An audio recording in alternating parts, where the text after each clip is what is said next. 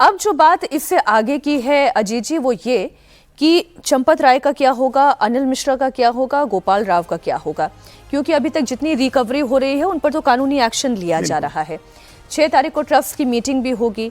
अब ट्रस्ट के जितने सदस्य हैं, कुल संख्या 15 की है, जिसमें से 5 तो पदेन अध्यक्ष हैं, उनके पास वोटिंग राइट नहीं है। 2 ने इस्तीफा दे दिया है, एक की तबीयत ठीक नहीं है, वो अस्पताल में भर्ती हैं, एक दिवंगत है, बचते हैं पीछे 6। चंपत राय, अनिल मिश्रा, गोपाल राव को क्या अयोध्या में रहने दिया जाएगा? देखिए, अभी जो स्थिति है, अब एक तो 2 पहलू हो गए इसके। एक जो 8 लोग अरेस्ट हुए हैं, उनके यहाँ से जो रिकवरी हुई है, उनकी जांच हो रही है। अभी जितनी संपत्ति पता चली, अब जैसे अब ट्रैक्टर जुड़ गया, तो ये एक चीज़ है कि ट्रैक्टर जुड़ जाएगा, कुछ रिश्तेदारों के नाम से पैसे की इन्वेस्टमेंट निकल आएगी, वो एक अलग मामला है। अब असली सवाल ये है कि जिम्मेदारी तय करनी है। अभी आपने बताया, और ये हम लोगों ने रिपोर्ट लगातार हम लोग देख रहे हैं कि 45 दिन की सीसीटीवी फुटेज मिली है, उसके पहले का नहीं पता है। ये सब 45 दिन का मामला है। और महाकुंभ के समय लूट की सूचना है एसआईटी को कि उस समय गड़बड़ी हुई है या उस समय से शुरू हुई है गड़बड़ी, तो अब वो उसके तो सीसीटीवी फुटेज मिलेंगे नहीं, वो तो इन्हीं से पूछताछ के आधार पर पता चलेगा। ये भी खबर आ गई है कि जो 8 लोग अरेस्ट हुए हैं, इनमें से 5 लोग तो स्पष्ट रूप से पैसे ले जाते दिखे हैं सीसीटीवी में, वो तो मिल गए हैं।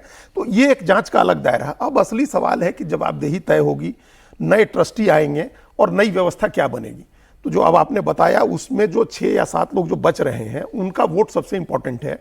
ये लगभग तय है कि चंपत राय और इनकी अनिल मिश्रा की को गोपाल राव दिया जाएगा, तीनों को। गोपाल राव विशेष आमंत्रित सदस्य थे, वो ट्रस्ट के स्थायी सदस्य नहीं थे, तो विशेष आमंत्रित हैं, उनको भी हटा दिया जाएगा, वो अलग हो जाएंगे।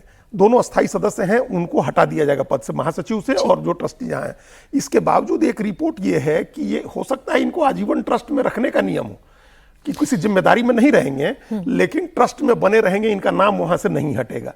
तो ये हो सकता है कि ऐसा हो। क्या ये देखना होगा कि 6 तारीख की मीटिंग में ऐसा कोई रेजोल्यूशन पास होता है। इस पर मैं इंफॉर्मेशन दर्शकों को दे दूं। देखिए, राम मंदिर ट्रस्ट में किसी भी ट्रस्टी को उसकी जिम्मेदारियों से केवल 2/3 मेजोरिटी के साथ हटाया जा सकता है। बिल्कुल, वोटिंग के समय जो अब यानी कि जो 6 बचते हैं, उनकी मेजोरिटी क्या होगी, वो ये तय करेगी कि इन्हें हटाया जा सकता है। अब चूंकि उन्होंने खुद ने ही इस्तीफा दे दिया है, जिम्मेदारियों से पगमुख हो गए हैं, लेकिन जिम्मेदारी भले ही ना हो, लेकिन क्या वो ट्रस्ट में रह सकते हैं, इस पर भी वोटिंग से तय होगा। वोटिंग से तय होगा। तो चंपत राय और अनिल मिश्रा पद छोड़ने के बाद भी ट्रस्टी बने रह सकते हैं या नहीं रह सकते हैं, अब ये बाकी के बचे हुए 6 ट्रस्टीज तय करेंगे। और वो 6 ट्रस्टीज को देखिए, इसमें ये मामला आप समझिए, इसको थोड़ा एक कॉम्प्लेक्स सिचुएशन क्या है राम जन्मभूमि तीर्थ क्षेत्र ट्रस्ट की, ये बाकी दूसरे जितने बड़े मंदिर हैं इस देश के, उनसे अलग व्यवस्था चलती है। बाकी सारे देश के जो मंदिर हैं, बड़े मंदिर हैं, जैसे वैष्णो देवी का मंदिर है, या काशी विश्वनाथ का मंदिर है, या शिरडी का मंदिर है, तिरुपति का मंदिर है, इनके लिए अलग से कानून बना है स्टेट का। उत्तर प्रदेश श्री काशी विश्वनाथ टेम्पल एक्ट बना हुआ है, इसी तरह से जगन्नाथ टेम्पल एक्ट बना हुआ है, जम्मू कश्मीर माता वैष्णो देवी टेम्पल एक्ट बना हुआ है। उस एक्ट के जरिए उन मंदिरों को संचालित किया जाता है, और उस स्टैट्यूटरी बॉडी बनी हुई है, और स्टैट्यूटरी बॉडी के तहत वहाँ का जो एडमिनिस्ट्रेशन होता है, उसके सामने सारी चीज़ें चलती हैं। वहाँ एसडीएम के सामने जैसे नोट निकाले जाते हैं और वो गिना जाता है। राम मंदिर का जो सिस्टम है वो इन सबसे बिल्कुल भिन्न है। ये ट्रस्ट डीड के जरिए बना हुआ है, और ये आरएसएस विश्व हिंदू परिषद इसको कंट्रोल करता है। तो अब जो आपने कहा, वो इस बात पर डिपेंड करेगा कि आरएसएस की तरफ से क्या मैसेज होता है। 2 नए लोग आरएसएस देती है कि हमारे ये 2 नए लोग होंगे जो रिप्लेस करेंगे। इस पे कल मैंने वीएचपी के अंतर्राष्ट्रीय अध्यक्ष आलोक कुमार जी से बात की, तो उन्होंने सज्जन जी ये कहा कि मंथन हो रहा है, हम मंथन नहीं कर रहे हैं, वो ट्रस्टीज मंथन कर रहे हैं, और हमारी तरफ से रिकमेंडेशन कोई नहीं है। अब वो तो कहने की बात है कि रिकमेंडेशन कोई नहीं है, लेकिन ये तय है कि जो भी अपॉइंट किया जाएगा वो सीईओ की तरह से काम करेगा, प्रोफेशनल तरीके से काम करेगा। अब वो कोई एक्स बैंक ऑफिशियल होता है, कोई एक्स ब्यूरोक्रेट होता है, करंट कोई ब्यूरोक्रेट होता है, या फिर संघ और आरएसएस की तरफ से कोई नुमाइंदा होता है, ये अभी चर्चा का विषय है। देखिए, इसमें 2 पहलू हैं। पहली बात तो ये है कि जो भी ट्रस्टी आए, उसमें सबसे बड़ी बात ये देखी जाएगी कि क्या उनके आने से ये संदेश जाएगा कि वो लोग हैं कि जो भक्त हैं, श्रद्धालु और बाकी जनता भी है, उनमें एक विश्वास जाए। तो वो ऐसा चेहरा होना चाहिए जिसकी छवि पहले से उस तरीके की हो।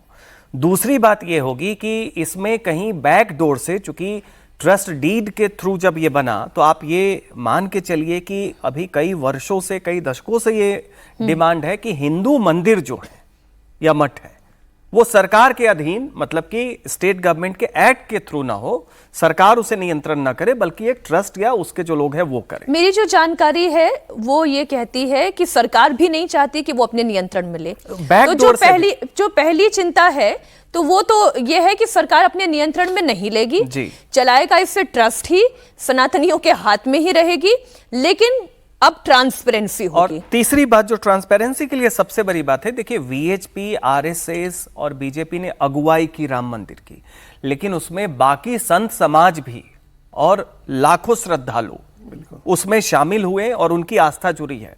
तो निश्चित तौर पे एक बड़ा हृदय दिखाते हुए आप ऐसे लोगों को भी संत समाज से या समाज के उन लोगों को लाएं जो भले ही संघ या विहिप से न जुड़े हों, लेकिन उनकी आस्था और उनकी पहचान एक सनातनी के तौर पे हो। इससे क्या जाएगा कि संघ और विहिप की छवि भी सुधरेगी, ट्रस्ट में लोगों का ये होगा, और एक दूसरे पे क्या होगा कि सांगठनिक जुड़ाव न होने के कारण एक नैतिक दबाव भी बना रहेगा।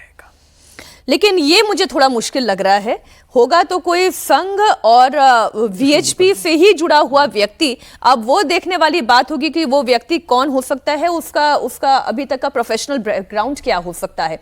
एक और बड़ी खबर आपको दे दें, इसी मामले से जुड़ी हुई है, कई सारे खुलासे, क्योंकि चौंकाने वाले खुलासे इस मामले पर हो रहे हैं। राम मंदिर चढ़ावा चोरी से जुड़ी हुई एक और बड़ी खबर है। दान चढ़ावा चोरी में ट्रस्टी अनिल मिश्रा पर एसआईटी को शक है। सूत्रों के मुताबिक जांच एजेंसी को चढ़ावा चोरी कांड में अनिल मिश्रा का बड़ा रोल दिखाई दे रहा है। एसआईटी के सूत्रों का कहना है कि महाकुंभ के दौरान राम मंदिर में बहुत ज्यादा चढ़ावा आया। पूरे चढ़ावे की काउंटिंग एक दिन में नहीं हो पाती थी, बोरों में चढ़ावे को बांध करके बिना गिने रखा जाता था। उस दौरान बड़े पैमाने पर हेराफेरी हुई है और शक के दायरे में अनिल मिश्रा है। एसआईटी एक एक कड़ी जोड़ रही है। इस मामले में अब तक 150 से ज्यादा लोगों से पूछताछ की जा चुकी है। इसमें से ज्यादातर ने चंपत राय, अनिल मिश्रा, गोपाल राव का नाम लिया। अनिल मिश्रा चंपत राय के बेहद भरोसेमंद आदमी है। आरोपी टिन्नू यादव चंपत राय का खास आदमी है। इस मामले में पकड़ा गया आरोपी मनीष यादव टिन्नू यादव का भतीजा है। सुभाष श्रीवास्तव चंपत राय का करीबी है। बाकी 5 आरोपी आउटसोर्स कर्मचारी हैं। बताया जा रहा है इनमें से भी ज्यादातर अनिल मिश्रा और चंपत राय की सिफारिशी हैं। इसमें भी अनिल मिश्रा की सिफारिशी ज्यादा है। आरोप यह भी है कि चढ़ावे की काउंटिंग में लगाने के लिए इन लोगों से रिश्वत भी ली गई थी।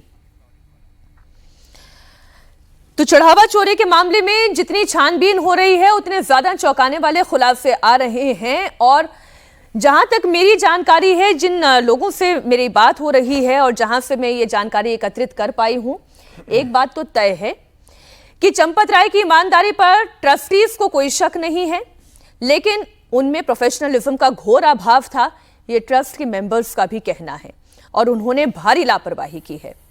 रही बात अनिल मिश्रा की, तो ट्रस्टीज को भी अनिल मिश्रा पर इस वक्त विश्वास नहीं है, एसआईटी को भी अनिल मिश्रा पर विश्वास नहीं है।